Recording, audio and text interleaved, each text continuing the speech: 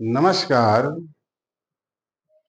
लघुपराशि के श्लोकों के अध्ययन क्रम में आज योगाध्याय का छठा श्लोक है।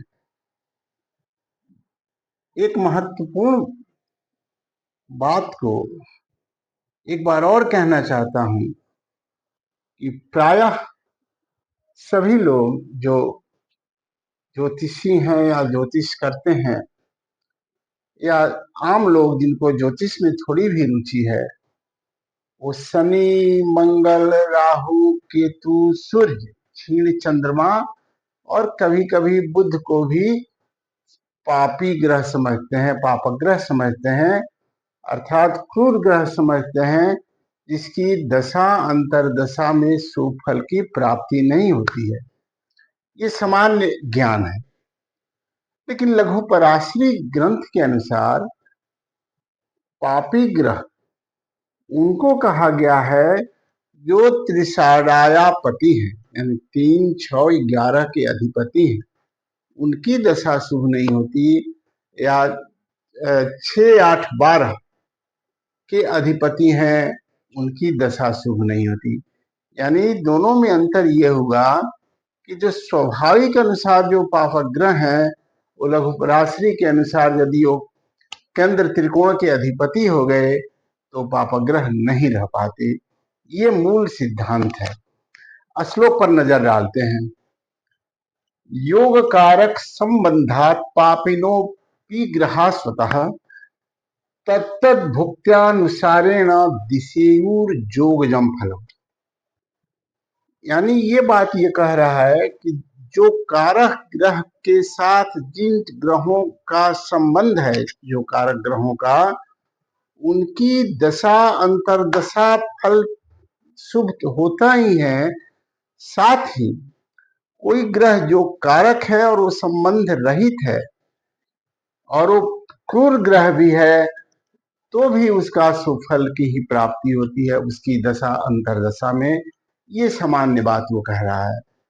अर्थात किसी भी केंद्रेश या त्रिकोणेश के परस्पर दशा अंतरदशा में कोई ऐसा ग्रह है जिससे उसका कोई संबंध नहीं बन रहा है, दृष्टि संबंध नहीं है, राशि परिवर्तन संबंध नहीं है, और वो स्वाभाविक रूप से पापग्रह है, लेकिन लघुपराशि के अनुसार यदि वो शुभग्रह है तो उसकी भी दशा जो है वो शुभ फल देती है, और उस दशा काल में, चाहे महादशा अंतरदशा में, शुभ फल की ही प्राप्ति होती है। उदाहरण के तौर पर आप यहाँ देखें, यहाँ बुध जो है वो केंद्राधिपति भी है और ये त्रिकोण स्थान भी है, एक उसका अधिपति है और इसका अधिपति है। ये यहाँ पर बैठा हुआ है। बुध जो है पंचम भाव में शनि के घर में। शनि जो है एक सामान्य भाषा में कहा गया है कि ये वो है, क्या बोलते हैं, ये पापग्रह है, सो, लेकिन यहाँ पर ये त्रिकोण का अधिपति हो जाने से शुभग्रह है। षष्ठेश होने का, षष्ठेश भी होए, लेकिन मात्र त्रिकोण होने पर इसकी शुभग्रहता जो है वो आ जाती है। और यहाँ देखिए शुक्र जो है ये दूसरा भावाधिपति है और 9 भावाधिपति है। तो दूसरे भाव के लिए कभी कहा था कि ये दूसरे के साहचर्य से फलित करते हैं, और यहाँ जो है इसके और ये 9 भावाधिपति हो जाने से ये भी शुभ फल करेगा।